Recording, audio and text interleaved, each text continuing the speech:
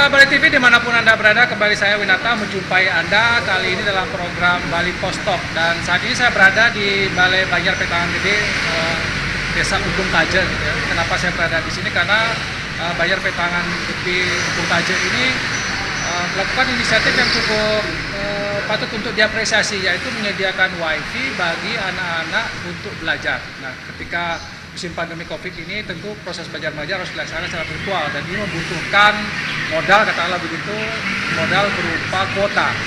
Nah, ini membutuhkan uang juga pengeluaran bagi keluarga. Nah, Banjar Petangan Gede berinisiatif untuk menyediakan wifi gratis di Bali Banjar ini sebuah hal yang patut diapresiasi, dan saya akan mewawancarai Pak Ketut Sumandi. Beliau adalah klien Banjar, dan satu lagi ada tokoh masyarakat Ubung Kaje dan juga anggota DPRD Kota Denpasar di fraksi PD Perjuangan, Bapak Nyoman Gede Sumar. Om Swastiastu terima kasih. Ya, saya ke Pak Tet sebagai klien Banjar, mungkin bisa disampaikan kepada pemirsa apa yang menjadi latar belakang munculnya ide untuk menyediakan wifi gratis di Bali Banjar. Oke. Saya ingin jelaskan di sini, ini sebenarnya aspirasi dari masyarakat Banjar Petangan Gede. Ada ibu-ibu rumah tangga yang mengeluhkan kadang-kadang ada kekurangan kuota, internetnya lelet di rumah. Kalau dari itu kita dari tim gotong royong Banjar Petangan Gede yang difasilitasi oleh Pecalang Banjar itu berinisiatif untuk membeli perangkat wifi. Ya, untuk yang bisa kita bagi ke masyarakat biar bisa membantu proses belajar mengajar anak-anak di Banjar, dan yang paling penting bisa meringankan beban orang tua. Seperti itu. Meringankan beban orang tua. Iya. Dan ini disediakan secara, artinya berarti Banjar yang membayar gitu ya, Pak? Iya, Banjar yang membayar dan di backup oleh para pecalang kita. Para pecalang. Iya. Berapa yang katakanlah tagihan per bulan yang Semangat waktu 350.000, Pak. Iya, semua di backup oleh pecalang. Semua di backup. Jadi niatnya adalah bagaimana membantu masyarakat gitu ya. Betul sekali. Pak Man, Pak Mandi, kalau kita lihat inisiatif seperti ini dari tokoh masyarakat dari Ubung Kaje lah, gimana tanggapannya? Melihat antusias dari masyarakat itu sendiri dan aspirasi itu muncul memang dari bawah gitu kan. Nah, kita sebagai warga juga, sebagai tokoh juga gitu, sangat mengapresiasi tinggi dengan kegiatan-kegiatan seperti ini. Jadi aspirasi yang dari bawah perlu kita dukung lah, hal-hal positif semacam ini. Kedepannya kalau memang bisa di seluruh Banjar yang ada di Denpasar khususnya mungkin bisa melayani wifi gratis kepada warganya, alangkah baiknya juga. Ya, dengan membayar 350.000 saya kira nggak mahal ya, Pak? Saya rasa kalau kemampuan Banjar pasti bisa lah, apalagi dengan sistem gotong royong seperti yang dilakukan di Banjar Petangan Gede sendiri. Konsep gotong royong yang dikembangkan di sini, saya rasa bisa lah. Atau mungkin ada nanti usulan bagi kerjasama dengan provider misalnya dengan mendapatkan potongan. Ada nggak ide seperti itu, Pak? Nah, ide itu muncul setelah kegiatan ini muncul gitu ya.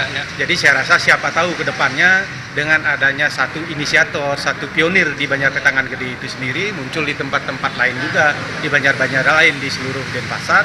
Jadi otomatis bagaimana kita di Dewan juga ingin punya ada kebijakan lah yang kita atur nantinya dengan pihak ketiga.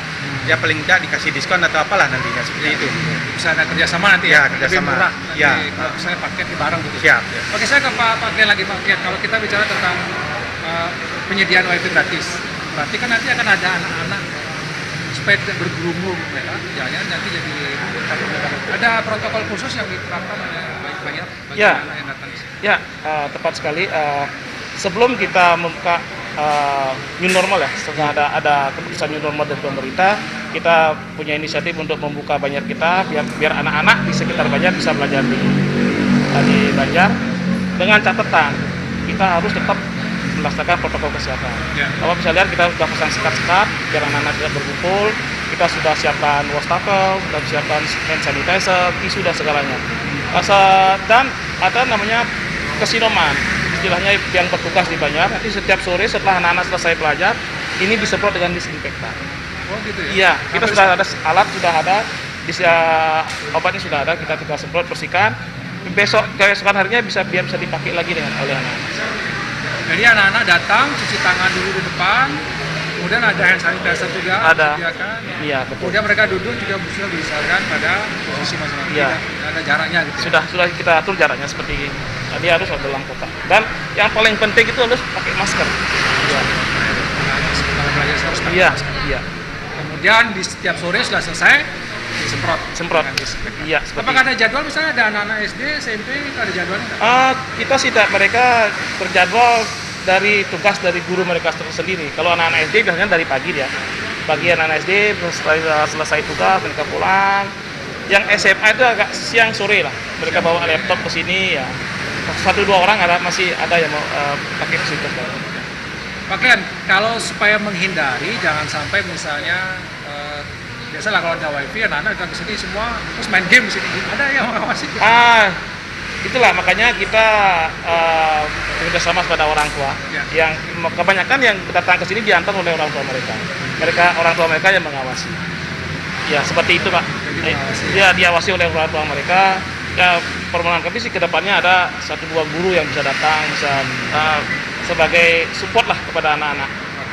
Kalau pecalang ada yang juga yang jaga? Ya pecalang kita tidak pakai ini kalau malam ya. Malam ya. Ya untuk menjaga keamanan istilahnya itu untuk ini kita serahkan semua kepada orang tua. Ya. Oke, Pak Mangde, Ya, siap. sebagai tokoh masyarakat dan juga anggota DPRD tentu inisiatif tadi sudah disampaikan ini cukup positif gitu ya. Ya. Nanti apakah akan disampaikan di Dewan misalnya untuk menjadi sebuah keputusan bersama ada langkah seperti ini misalnya untuk dilaksanakan di ya minimal kalau tidak di kecamatan nanti apa bisa ke kota misalnya. Iya. Nanti mungkin kita sampaikan dari rapat fraksi dulu ya. Fraksi ya, Khususnya di fraksi PDI Perjuangan akan kita coba itu kembangkan di sana. Nah, bagaimana nanti pendapat teman-teman di fraksi, nah itu yang akan kita perjuangkan bersama. Itu. Tapi ketika melihat jiwa yang positif ini, inisiatif yang sangat positif untuk membantu warga masyarakat, kenapa tidak? Kenapa kita tidak jalankan seperti itu? Saya yakin teman-teman di Dewan akan mendukung hal-hal semacam ini ke depannya. Kalau mungkin kira-kira memberikan masukan apa yang perlu diperbaiki lagi dari sistem-sistem yang sudah ada, walaupun ini baru ada satu ya. Ya. Setahu saya baru ada satu Ya. di pasar ini. Mungkin di Bali juga jarang yang seperti itu. Ada masukan nggak dari Pak Mandi untuk apa yang perlu diperbaiki lagi dari sistem ini? Ya, setiap kegiatan kan pasti ada rintangan atau masalahnya itu. Ya, Tinggal kita evaluasi. Sejauh ini mungkin belum kelihatan mungkin apa masalah-masalah yang timbul dengan kegiatan ini. Tapi kemungkinan sih yang paling besar sih timbulnya karena kalau semakin banyak orang yang ikut menggunakan wifi itu akan jalurnya kan semakin padat, jadi akan berkurang lah kecepatannya itu. Palingan itulah masalah ya. Jadi ke depan palingan seperti apa yang kita sampaikan tadi perlu langkah kerjasama dengan pihak ketiga yang menjembatani ini sebenarnya. Itu yang Artinya perlu kita kapasitas internetnya bisa dinaikkan gitu ya? Ya, itu salah satunya. 50.000 misalnya, Siap. saya 500, Ya. bisa lagi gitu. Ya, Pak Mandi kalau misalnya bisa nggak dipikirkan untuk menggunakan anggaran di Pemkot misalnya, ada nggak alokasi misalnya yang bisa diperjuangkan untuk hal seperti ini? ya nanti kan kita mau cek dulu gitu kan, karena anggaran pendidikan semuanya saat ini kan lumayan juga gitu kan. Kenapa tidak? Dengan sistem pendidikan secara virtual sekarang yang mewajibkan anak-anak untuk belajar di rumah gitu kan dan belajar online seperti itu, kan bisa kita sisihkan nanti anggaran mana yang memang bisa untuk ini, itu yang kita pakai nantinya kan gitu. Itu yang kita Mudah-mudahan perjuangkan. ada, Ya, sedang diperjuangkan lah. ya, gitu siap. Ya. Pak lihat kalau misalnya tadi 350.000 itu diambil dari kas Banjar atau kas Pecalang? Kas pecalang, Pak. Kas pecalang. Murni dari kas pecalang. Bukan kas Banjar ya? Betul. Nanti ke depannya memang kita bersinergi lah. Pecalang sama ini, pecalang ini juga lebih banyak, tapi sementara waktu di backup semua oleh pecalang. Pecalang. Iya. Baik hati sekali pecalangnya di sini. Ya, jujur Pak, saya terima kasih sekali sama pecalang, soalnya dari sudah hampir 4 bulan dari berkedudukan posko gotong royong kopi dan segalanya sampai sekarang, beliau masih tetap. Oke, Sis, ini iya. bagian dari posko gotong royong COVID ya sebenarnya? Ya sebenarnya seperti itu ya. Jadi Ah, ah. ada ide. Ada ide karena setelah dibukanya normal ayo kita buat apa lagi untuk masyarakat kita. Seperti itu ya, kita rembuk-rembuk semua, ayo kita semangat bikin anak generasi muda yang cerdas dan sehat. Terbentuklah seperti itu. Kalau misal tadi ada semacam pemikiran untuk meningkatkan bandwidth katakanlah dari internet. Selama ini dari anak-anak ada mengeluhkan tidak internet? Makanya mohon maaf ini kita belum bisa sampai ke belakang karena tidak terjangkau. Koneksinya belum sampai ke sana. Iya. Nanti ke depannya kalau antusias masyarakat tinggi, anak-anak melebihi tempat yang kita sediakan, kasihan mereka juga.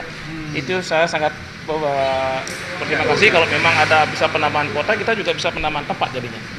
Iya, ya bisa kita ke depan, ya bisa kita pakai seperti itu. Nanti dipikirkan gitu ya. Ya, Oke, kalau ada kendala tidak Pak Kian selama ini, apa yang anak-anak bandel atau apa yang sementara itu belum, karena mereka diawasi oleh orang tua mereka disiplin. Iya. Dan tadi ada kesinoman juga ya ikut terlibat dalam Iya, iya. penyemprotan. Penyemprotan dan buka pintu, tutup pintu malam-malam atau itu. Untuk bahan disinfektan untuk penyemprotan sudah ada. Sudah ada. Iya, sudah ada. Itu juga ada sumbangan dari masyarakat. Sumbangan dari anggota dewan kan? Ada banyak sekali. Soalnya Pak Bang Dea ini. Ada bantuan lain Pak Bang Dea yang bisa dibantu oleh Banjar atau apa yang kira-kira untuk mensupport juga yang untuk belajar virtual. Ya, ke depan ini kan tonggaknya di sini, mungkin awalnya di sini. Ya, mudah-mudahan di Seubung Kaja lah minimal, dan di Kelurahan Ubung juga kita mau gerakkan juga hal-hal semacam ini gitu kan. Artinya dari sini kita bergerak, otomatis mudah-mudahan jiwa dengan semangat gotong royong yang ditampilkan dari Banjar di sini juga ikut berpengaruh juga Banjar-Banjar lain di seluruh Denpasar, dan kalau bisa seluruh Bali memanfaatkan seperti ini kan bagus juga gitu kan. Jadi ringan sekali beban orang tua.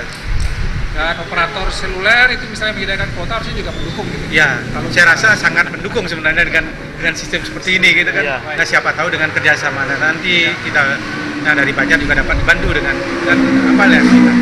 Dan yang penting protokol kesehatan tetap diikuti. Itu tetap. Pakaian ada yang mau disampaikan mungkin kepada masyarakat, pemerintah mungkin atau kegiatan apa? Ya mudah-mudahan apa yang KPI lakukan di sini bisa dicontoh oleh Banjar lain untuk meringankan beban masyarakat, karena untuk memperlancar proses belajar mengajar, supaya anak-anak kita tumbuh menjadi generasi yang cerdas dan sehat. Seperti itu buat kita. Mudah-mudahan Banjar lain atau masyarakat sekitar yang menyaksikan acara ini biar bisa punya inisiatif seperti itu. Baik. Terima kasih Pak Kian, terima kasih Pak Mangden atas waktunya, dan demikian tadi wawancara saya dengan Pak Kian Banjar Petang Gede dan juga Pak Mandi Sumaroputra, dia adalah fraksi DPDIP dari DPRD Kota Denpasar. Tentu inisiatif-inisiatif seperti ini patut diapresiasi gitu ya, meringankan beban juga di tengah pandemi Covid ini. Mudah-mudahan ini bisa menular lagi ke daerah-daerah lain, ke Banjar-Banjar lain, dan juga didukung oleh pemerintah dengan anggaran yang mencukupi. Sekali lagi terima kasih atas perhatiannya, sampai jumpa di Bali Post Talk berikutnya.